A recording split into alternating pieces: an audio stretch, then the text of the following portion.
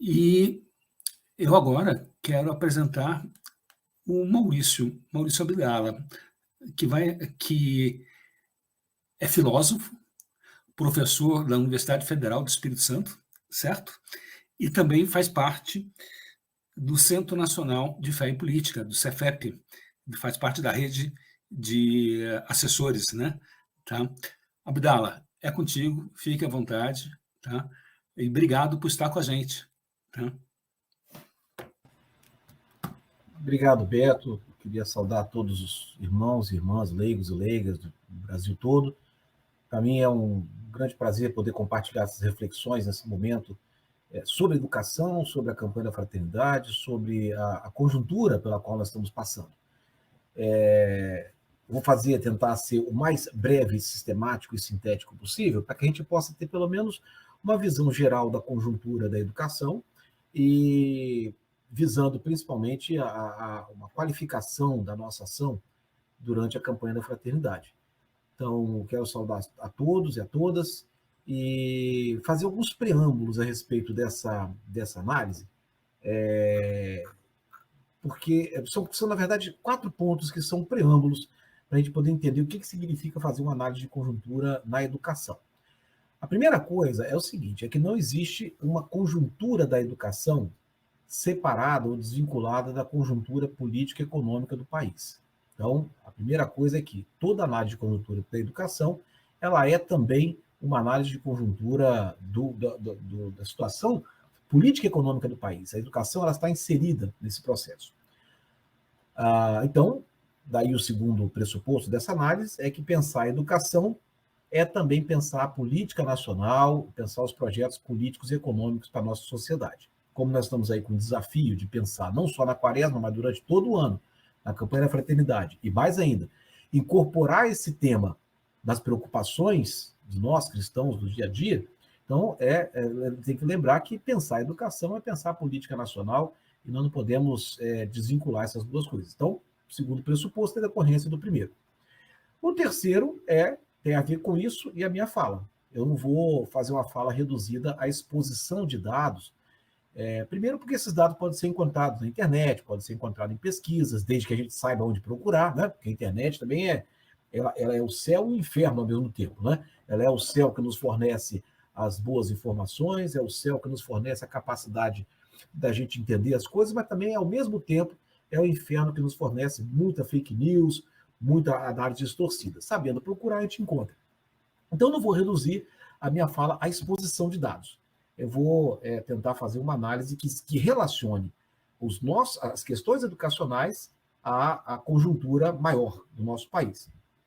E daí decorre o quarto, né, o que eu acho importante nessa análise, o quarto pressuposto, que é importante analisar em que conjuntura hoje se insere a nossa discussão pela educação, para que não fique uma discussão abstrata, etérea, sobre educação como salvação do Brasil, educação como necessidade da gente pensar, e sem vincular isso com as questões de ordem política e econômica que o país vive.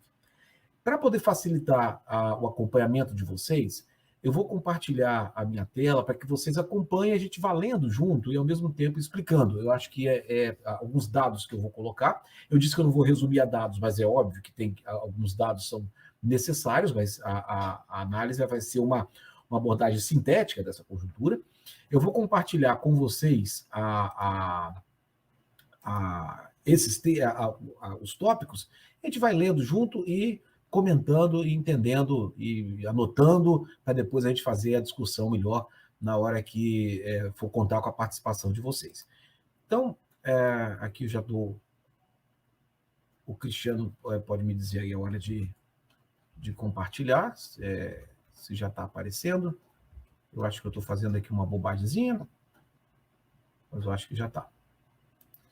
Então, olha, vamos analisar aqui o que define a educação agora, esse nosso momento atual da educação. São 3 fases da conjuntura que define o momento que nós estamos. A primeira fase é a fase que começa com os governos Lula, que começa com os 2 governos Lula e com o governo Dilma, que eu chamo de educação na sua relação com o projeto desenvolvimentista cidadão. Vou explicar depois mais ou menos o que é isso, em poucas palavras.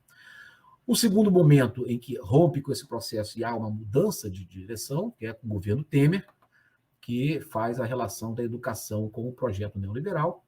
E no terceiro momento, é o momento atual que nós estamos vivendo, com o governo Bolsonaro, que é caracterizado pelo desmonte da educação, ou seja, a ausência de qualquer projeto, e um programa ideológico fundamentalista que tem determinado não sei se pode chamar isso, né? Mas as políticas educacionais desse governo, que na verdade não tem uma política educacional, tem mais uma ação de desmonte da educação mesmo e um programa baseado na questão ideológica.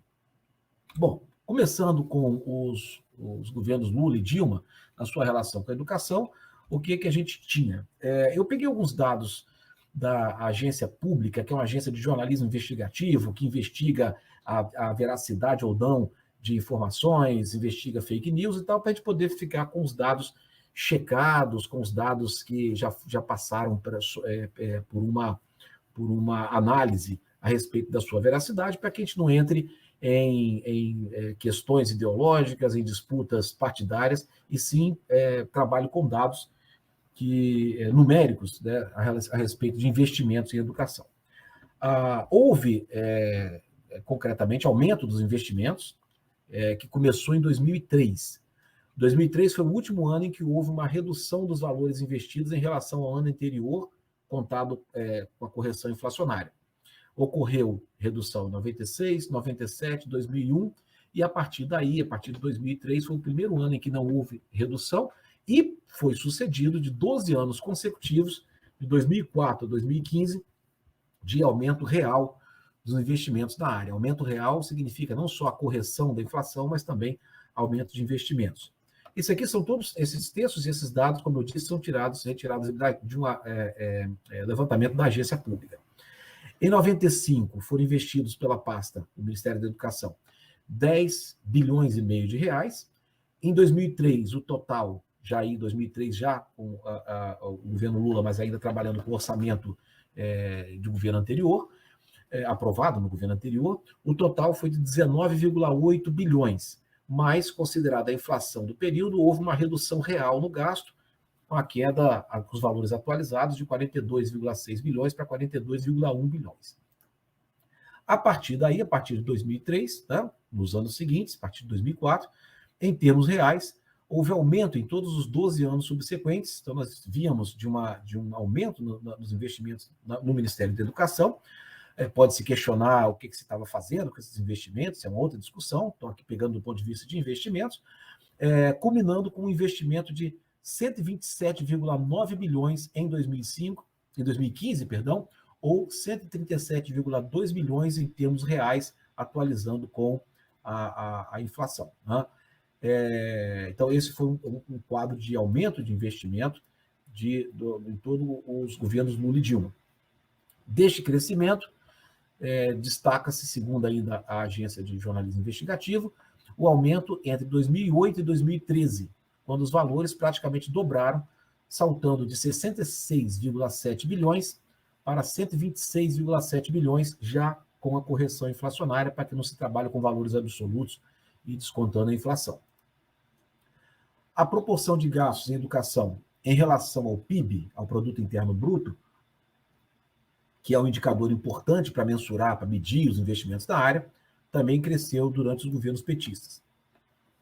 Após a redemocratização, o índice, ou seja, o índice dos gastos em educação em relação ao PIB, ele teve alta gradual até atingir cerca de 3% nos anos 90.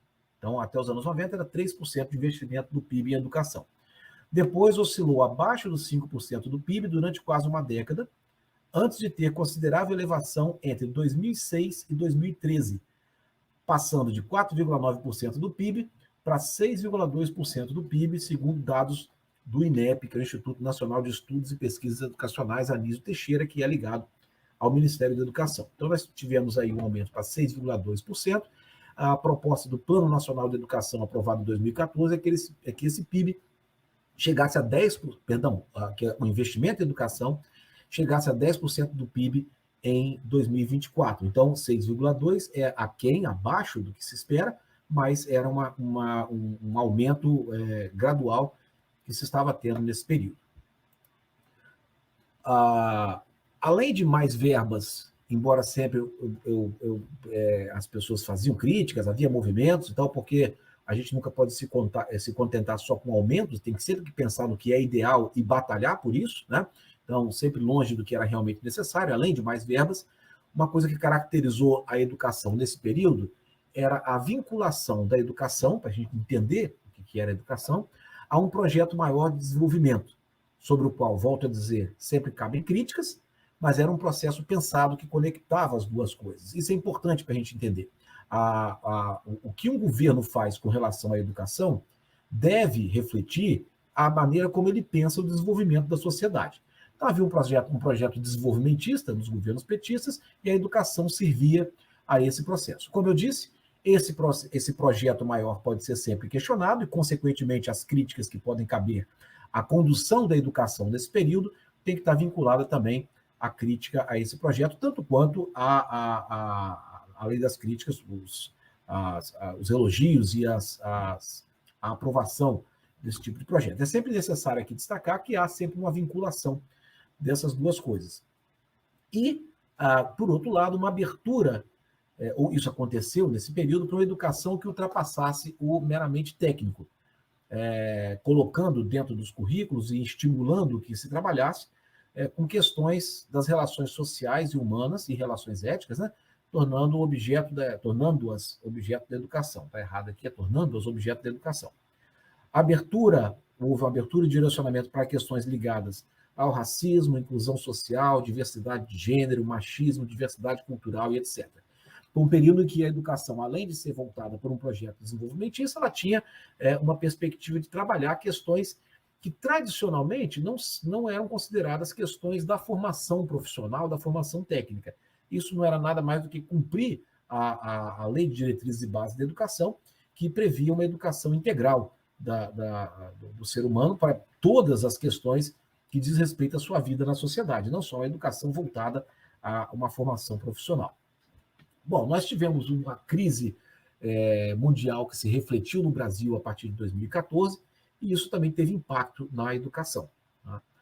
Os cortes em investimentos começaram ainda no governo Dilma, começou a haver uma queda e um corte no período final do governo Dilma por pressão do mercado financeiro, que, diante da crise, exigia um ajuste fiscal.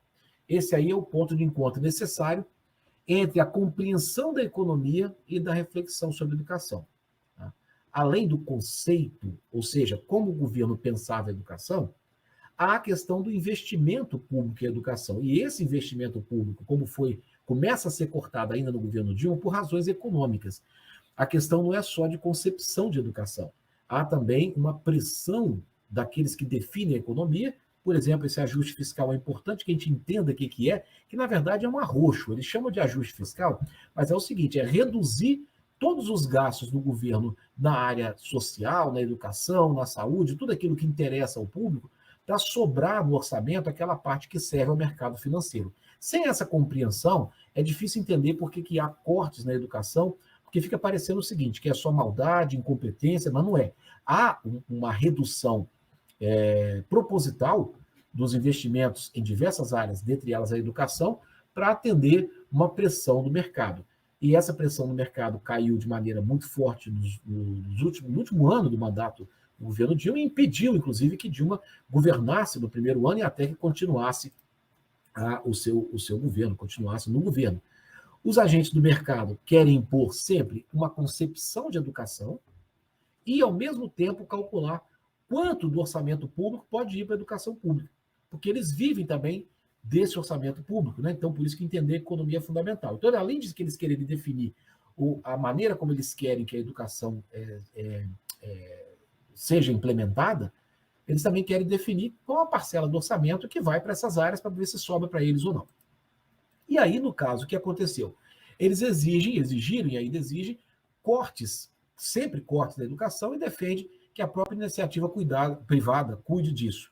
Aí começa a inventar criar um monte de fundação, começa a criar movimentos em defesa da educação, mas não movimento em defesa da educação pública. Os grandes empresários, os grandes investidores, ajudados aí por uma ampla publicidade dos meios de comunicação, começa a colocar a ideia de educação como uma responsabilidade da sociedade ou do terceiro setor, a responsabilidade das fundações ligadas à empresa. Por quê? Para que o Estado se desobrigue dos investimentos massivos em educação e, com isso, aquela parte do orçamento que está a serviço da dívida pública possa estar sempre bem alimentada, sem que dinheiro dela vá para aquilo que a população realmente precisa. Então, a ideia deles é que a educação tem que ter uma maneira de ser e, além disso, a iniciativa privada acabe cuidando disso, né? Definindo os rumos, né, com vários movimentos aí de todos pela educação, de fundações, então decidindo os rumos da educação e desobrigando o Estado da sua responsabilidade. Bom, eles não viam possibilidade disso com o governo Dilma. Havia um processo de democratização das discussões da educação, havia um aumento, como foi colocado ali em números, um aumento desses investimentos em educação, então não havia possibilidade disso com a manutenção do governo Dilma. O golpe dado por aqueles em 2016, né, que queriam se apropriar do Estado, da força do Estado, dos recursos do Estado, mudou também os rumos da educação. Golpe que muita gente ainda tinha resistência de chamar de golpe, agora o próprio ministro do Supremo Tribunal Federal, o Roberto Barroso, já revelou que, na verdade, ali não tinha nada a ver com o que alegaram de técnico, né, pedaladas fiscais, na verdade foi muito mais uma apropriação do Estado, porque não estavam satisfeitos com os rumos do governo. Bom, após a destituição de Dilma, o governo Temer, né, assume, após o golpe de 2016, uma pauta educacional voltada para a educação tecnicista, ou seja, que visava prioritariamente a formação técnica e profissional, e retomou, com a reforma que ele impôs, a reforma no ensino médio, uma educação chamada de dualista. A educação dualista era aquela que pensava um tipo de formação para o filho do trabalhador, ou seja, o filho do trabalhador precisa aprender a trabalhar, e reservava a educação mais humanista, mais integral, científica, para aqueles filhos das elites ou das classes médias. Ao colocar as linhas de formação, aqueles itinerários formativos ao qual as escolas poderiam optar, concretamente, os filhos dos trabalhadores teriam, né, mais uma vez, apenas a formação profissional como alternativa, restando a educação humanística e ampla aos filhos das classes média alta e alta. O resultado da sua reforma imposta, que acabou suprimindo e interrompendo todo o processo de discussão da educação nacional, e inclusive as metas colocadas, 20 metas colocadas pelo Plano Nacional de Educação de 2014, elas foram todas desconsideradas e se impôs o que muitos educadores chamam de contra-reforma na educação. Claro que havia aí também, com o governo Temer, uma vinculação de um projeto educacional a um projeto de sociedade. Era um projeto neoliberal, era um projeto que pensava a manutenção da sociedade estratificada, então tinha uma vinculação com o projeto. Não era também uma mera incompetência, um mero improviso, era, na verdade, uma modificação de uma educação voltada para um tipo de projeto que tinha ganhado nas urnas, a um outro tipo de projeto que, inclusive, tinha sido derrotado nas urnas, por isso que se chama essa mudança em 2016 de um golpe. O projeto que foi vencedor nas urnas não previa esse tipo de ação ou de reforma, né? Pode botar até entre aspas a reforma na educação. Mas foi um projeto pensado, não foi uma destruição por maldade ou por incompetência. Foi um projeto pensado para vincular a nova educação às novas forças e às novas exigências que o mercado demandava. Outra meta do governo Temer, aí a vinculação, né, dos investimentos, foi usar o dinheiro da educação, assim como de todas as áreas sociais, inclusive da Previdência, acabou não conseguindo a Previdência, veio a ser, né, no governo posterior, para quê? Para tranquilizar os investidores do mercado, que dependem do orçamento público. Isso é aquilo que eu falei, é preciso pagar religiosamente os juros da dívida interna, os juros da dívida pública, e é preciso ter dinheiro. Quando você gasta ou investe em outras áreas, os especuladores, os agiotas que emprestam dinheiro para o Estado, ficam preocupados de não receber esse dinheiro de volta. Quando você corta investimentos em diversas áreas, e aí dentre elas a educação, você diz, olha, eu estou cortando aqui, fique tranquilo que o dinheirinho dos especuladores, dos banqueiros, vai estar reservado. Então, houve uma redução muito grande, e não só uma redução, pior, né, até um impedimento de que se aumentasse. Né? O resultado foi o quê? Foi a interrupção do processo de ampliação dos temas e conteúdos educacionais, por um lado, né? Quais esses temas? Aqueles temas que era trabalhado, formação ética, a filosofia, a sociologia, as artes, foi reduzido isso, né? Interrompeu o processo de ampliação que estava tendo nos governos anteriores, e reduziu a temas ligados apenas à formação técnica e profissional. Houve redução dos currículos e supressão da formação artística, ética, sociológica e filosófica, além da redução drástica dos investimentos na área. Então, o resultado dessa dupla intenção das forças que chegaram ao poder com o governo Temer, isso não é da cabeça do Temer, sempre a gente tem que analisar a força que está no governo dentro de uma força maior que briga, que disputa na sociedade. Então, essas forças que ascenderam ao poder com o Temer, elas queriam um modelo de educação que fosse meramente formação profissional, e com isso todos aqueles temas que eram tratados, eles não foram proibidos, mas foram retirados, eles foram tidos como inúteis. Né? Não houve um combate inicial, embora houvesse aqui e ali, mas não houve por parte do governo uma propaganda a respeito disso, e sim uma redução da formação, só as questões ligadas à questão técnica e profissional. E, claro, a redução dos investimentos em função daquela outra meta, que era garantir no orçamento uma folga para que os especuladores tivessem, pelo menos, tranquilidade de que seu dinheiro iria render os juros que o Estado prometeu. O Fórum Nacional de Educação lançou uma nota em 2017 falando a respeito disso. Eu destaco aqui um trecho que vou ler com vocês.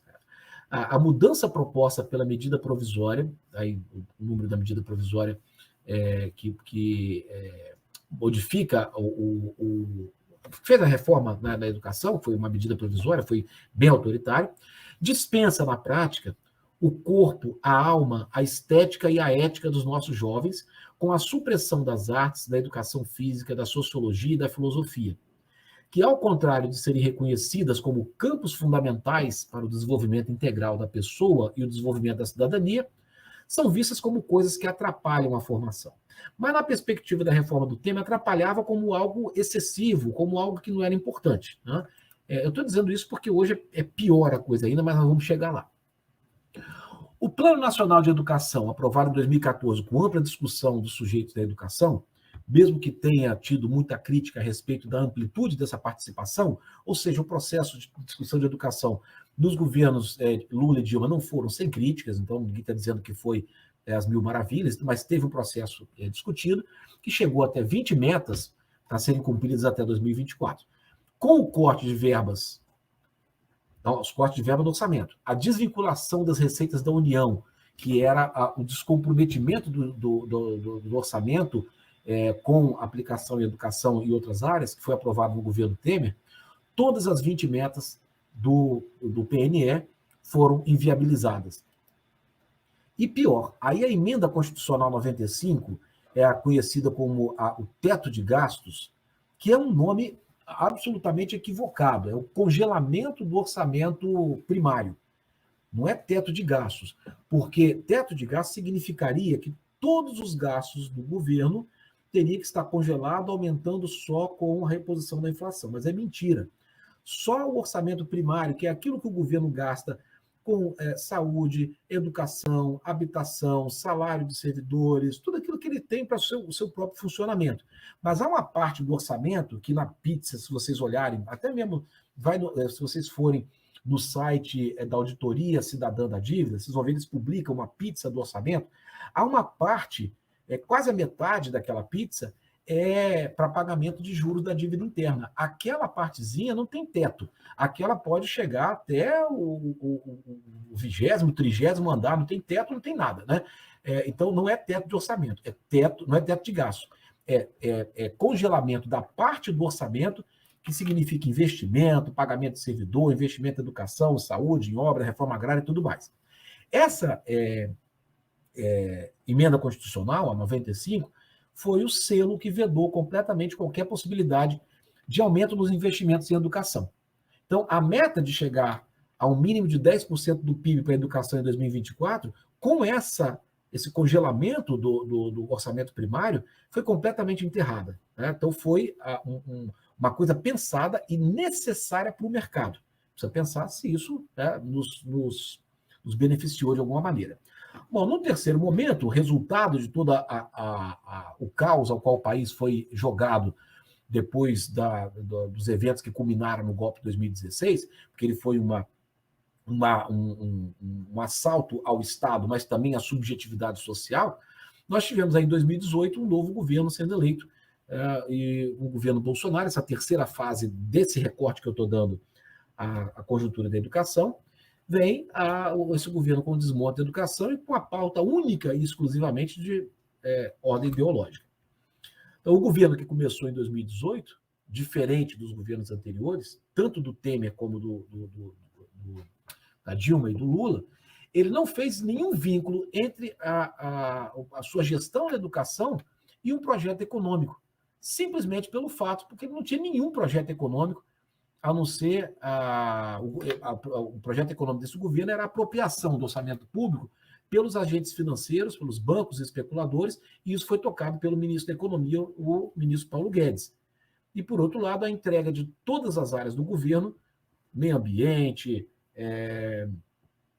habitação, os bancos públicos, a saúde, entrega de tudo.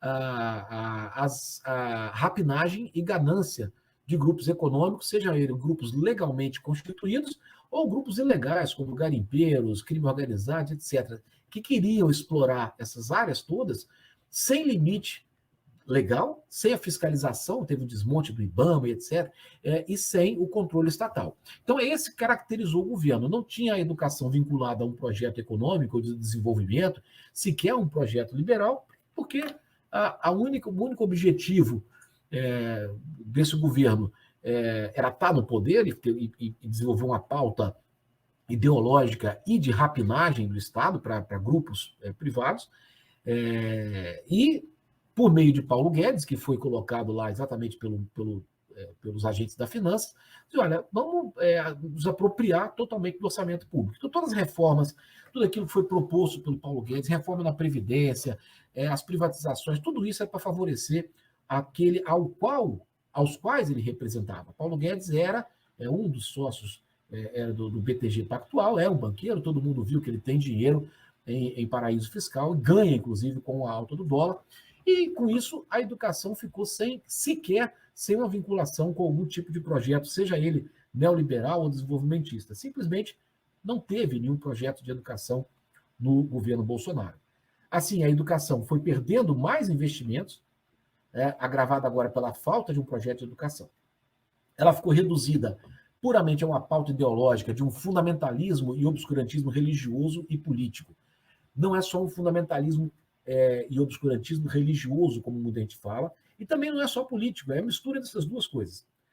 E se criou uma pauta da educação, uma pauta meramente educativa, desde o Vélez, depois do Weintraub e agora com o Milton Ribeiro.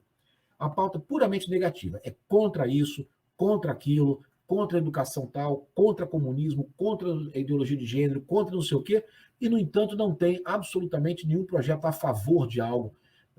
Vê um discurso genérico e difuso em defesa dos valores morais e da família, feito por um governo que a gente sabe que valores morais e de família passa longe, dada a sua vinculação com as milícias, dada a sua maneira como trata esses temas de família de verdade na sua política do dia a dia. Toda a estrutura de avaliação, análise de dados, monitoramento da educação brasileira foi desmontada e foi entregue nas mãos de pessoas incompetentes, que só tem o fundamentalismo como credencial. Ou seja, para fazer parte de algum cargo importante no Ministério da Educação hoje, você tem que ser fundamentalista, obscurantista, terraplanista ou qualquer coisa assim. Você não precisa ter uma credencial em histórico de atuação no campo educacional, de pesquisa e tal. O INEP, o Instituto Nacional de Estudos e Pesquisas Educacionais Anísio Teixeira, e o Sistema Nacional, o Sistema de Avaliação da Educação Básica, o SAEB, foram desmontados e enfraquecidos. Com isso, o governo não tem, o Ministério da Educação não tem nenhuma análise, não tem nenhum diagnóstico a respeito da educação, onde precisa investir, onde está precisando de maior suporte, não tem absolutamente nada. E assim como outras áreas e outras estruturas importantes do MEC. É um desmonte total de toda a estrutura de um ministério extremamente importante como é a educação. Só nos 2 primeiros anos de mandato, o governo cortou 47% dos investimentos do MEC. Lembrando que, a partir de 2015, começou a queda, o corte, né, a queda dos investimentos da educação. Com o governo Temer, houve um corte profundo, e com esse governo, nos 2 primeiros anos de mandato, houve um corte de quase 50%, 47% dos investimentos no MEC, e na educação básica, o corte foi 25%. Isso foram os cortes no orçamento, a verba destinada no orçamento. Mas no campo da execução, os gastos efetivos, só 20% desse orçamento já cortado foi aplicado em 2019 e só 27% do que foi orçado foi aplicado em 2020. Ou seja, é um abandono total do Ministério da Educação e de qualquer tipo de investimento em educação ou de projeto educacional. Enfim, um caos total. Em 2018, o valor investido na educação de jovens e adultos foi de 76 milhões. Em 2018 já tinha tido corte. Em 2021, só 4 milhões foram aplicados, ou seja, uma queda de 94% em 3 anos. Para se ter uma ideia, em 2013, durante o governo Dilma, a educação de jovens e adultos, a EJA, chegou a receber mais de 1 bilhão. Então, percebe, em 2018 foi investido 76 milhões, em 2021 só 4 milhões, e esse valor já foi de 1 bilhão. 1 bilhão é 1.000 milhões. Estou falando de 4 milhões, 1 bilhão é 1.000 milhões. Então, de 1.000 milhões, caiu para 4 milhões. E isso num quadro em que 40% dos brasileiros com mais de 25 anos não têm ensino fundamental, sendo que aí, olha só, o analfabetismo é 3 vezes maior entre os negros. Há um recorte racial também nesse déficit educacional, e nesse quadro o governo corta uma redução, né, de 94% nas verbas da EJA em 3 anos. Na educação infantil, metade do dinheiro anteriormente investido foi cortado.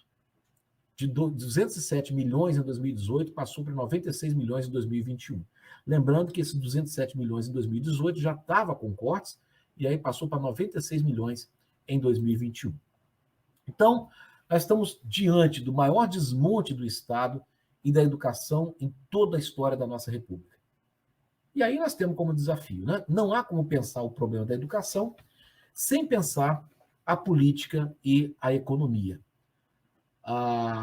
Um dos desafios, eu vou parar o compartilhamento, deixa eu voltar aqui.